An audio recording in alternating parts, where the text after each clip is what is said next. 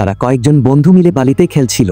হাসি খুশি মুহূর্তে কেউ বুঝতেই পারেনি ভয়ঙ্কর কিছু অপেক্ষা করছে সামনে। হঠাৎ তাদের একজন খেয়াল করলো, আচ্ছা, গাছগুলো কি লম্বা হয়ে যাচ্ছে? না, গাছ না, ওরাই তো ডুবতে শুরু করেছে। তারা ধীরে ধীরে তলিয়ে যাচ্ছিল এক ভয়ানক চলন্ত বালির ফাঁদে।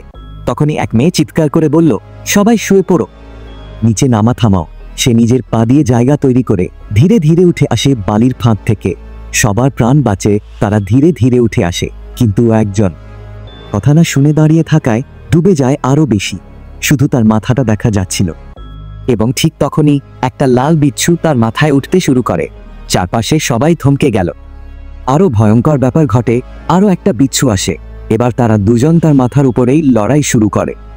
ভয়ে জমে যায় লোকটা, আর ডুবে যেতে থাকে পুরোপুরি। ঠিক তখনই অন্য এক বন্ধু তার পা খুঁজে পায়। সবাই মিলে টেনে তোলে তাকে।